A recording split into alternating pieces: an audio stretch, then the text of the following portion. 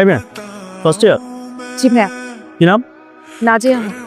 বড়দের সালাম দিতে হয় জানো? আসসালামু আলাইকুম। কি হচ্ছে? আপু, ভাইয়ার আমাকে র্যাক দিচ্ছি। তোরা কারা? আমরা সিনিয়র। তোরা সিনিয়র হলে আমরা কারা? কোন year? First year. First year. First year হয়ে সিনিয়র সেজে নিজের ব্যাচমেটকে র্যাক দিলি? পুরা আইটেম বয়। আচ্ছা আগুনের গোলা না? তুই যে আগুনের গোলা, আমি একটা এক্সাম্পল দেখো। আপু, আমার কি ইচ্ছা করতেছে জানেন? কি? আপনার গাল দুটো কেনে আদর করে দেয়। আদর করে দেয়। ইংলিশ লিটারেচার একটা রোমান্টিক সাবজেক্ট। এসো না, লিটারেচারের সাথে রোমান্সের একটা স্ট্রং কানেকশন আছে। রোমান্সের সবচেয়ে বড় বিউটি কি জানো? কে বলতে পারবে? স্যার আমি। বলো, নাম কি তোমার? স্যার রাব্বি। স্যার রোম্যান্সের সব থেকে বড় বিউটি হচ্ছে লাভ এট ফার্স্ট সাইট। প্রথম দেখায় যদি কাউকে ভালো লেগে যায় সেটাই বিউটি, যেমন Romeo and Juliet. Thank you sir. Okay, আমরা শুরু করি। প্রথম দিন আমরা কি পড়বো? এই যে আইটেম বয়, সেদিন তো খুব গুলো গুলো বলে আমার গাল টেনে পালালে। তো আজকে তোমাকে কে বাচ্চা? আপু, আমারও না ঠিক আপনার মতো একটা বোন ছিল, দেখতে শুনতে ঠিক মাশাআল্লাহ আপনার মতো একদম চেনা আনি নেইমান পাচ্ছে কে? ওকে, সরি। আপনার মতো দেখতে আমার যে বোনটা, তার গাটা আমার খুবই টাকা তো দেখো। এই ফাজিল ছেলেটা আবার দূরে দূরে কেন এদিকে আসতেছে? পূজা কার পরিচয়? তুমি? আলহামদুলিল্লাহ। মানে আমি জানতাম তোর স্বাস্থ্যের জন্য ভালো, কিন্তু আমার এটা জানা ছিল না যে তোর প্রেমের জন্যও ভালো, তাই বললাম আলহামদুলিল্লাহ। এই পুরো ক্যাম্পাসে রোমিও একটাই, আমি। আর এই পুরো ক্যাম্পাসে জুলিয়েটও একটাই, তুমি।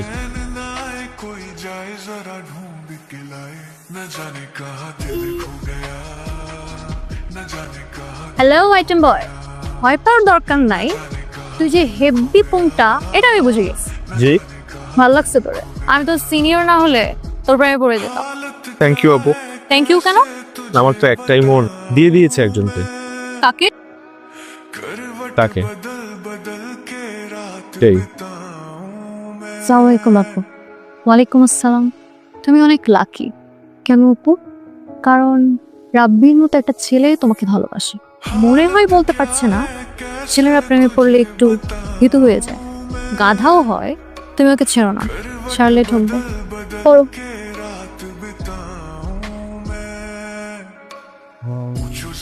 আমাকে খুঁজতেছ?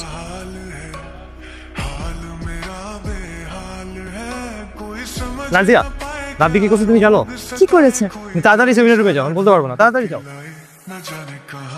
ও মাই গড নাসিয়া, রাব্বি এটা কি করলো? কি করেছে? তুমি এক্ষুনি সেমিনার রুমে যাও, গেলেই বুঝবা। তোমাকেই খুঁজছিলাম নাজিয়া। কেন, কি হয়েছে? আমি বলতে পারবো না, তুমি তাড়াতাড়ি কমন রুমে যাও।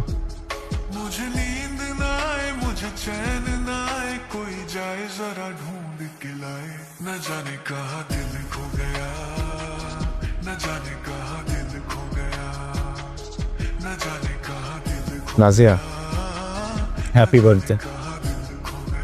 লাইফের ফার্স্ট টাইম যে ছেলেটা তোমার হাত ধরেছিল, সে সারাটা জীবন তোমার হাত ধরে রাখতে চায়। তুমি কি ধরবে তার হাত?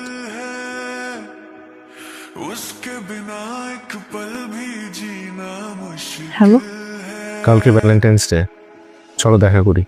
বাবা মা যদি টের পেয়ে যায়? আমি কিচ্ছু জানি না, কালকে দেখা করবো আমরা। আমি অ্যাড্রেসটা টেক্সট করে দিব।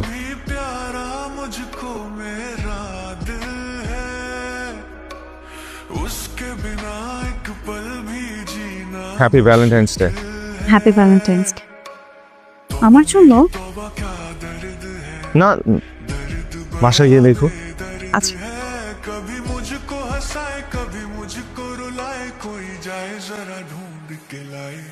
হ্যালো নাইলা। তোর মেয়ে নাজিয়া এটা কি করেছে শালা? নাজিয়া কি করছে মানে? তুই জানিস না কিছু?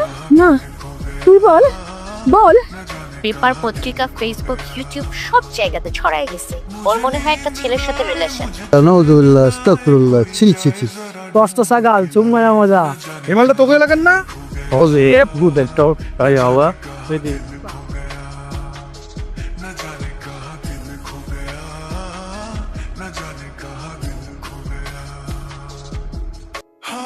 করেছা ও জানে কোন ভদ্র সাগর কেন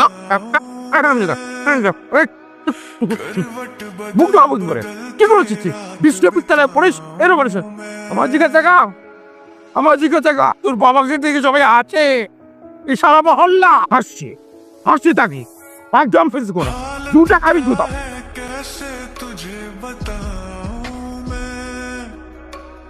करवट बदल बदल के रात बिताऊं मैं पूछो जरा पूछो क्या हाल है हाल मेरा बेहाल है कोई समझ न पाए क्या रोग सताए कोई जाए जरा ढूंढ के लाए এই ভাইরাল ফটোগ্রাফার হ্যাঁ তুই তো ফাড়া হারাইতো হ্যাঁ ও জো জো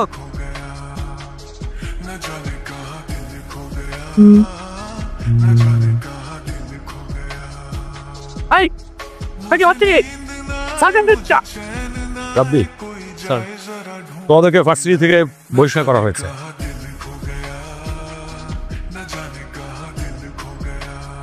বড় ডাক্তার তো দেখলাম, ছোট ডাক্তার কবে দেখবো? চুম্মা চুম্মা দেখ। তুই মরিস না কেন? তোর জন্য কোথাও যাইতে পারি না, কারোর সামনে মুখ দেখাতে পারি না।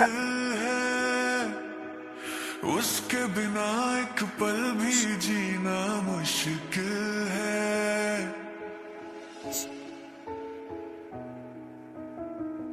আপু, আপু তুই কি করছিস আপু? जान से भी प्यारा मुझको मेरा दिल ভাইয়া, আপু সুসাইড করতে গিয়েছিল। আমি সেভ করেছি जीना मुश्किल है तौबा मेरी तौबा क्या दर्द है दर्द बड़ा बेदर्द है এই তুমি কি চাও খাবে আমার বাসায় কেন আসছো এই ছেলে কথা বলছো না কেন তুমি আমার সর্বনাশ করে কি তোমার মন ভরে নাই এই কোথায় যায় এই এই দরজা বন্ধ করছে কেন এই দরজা খোলো কি কেলেস্টারি করবে আল্লাহ জানে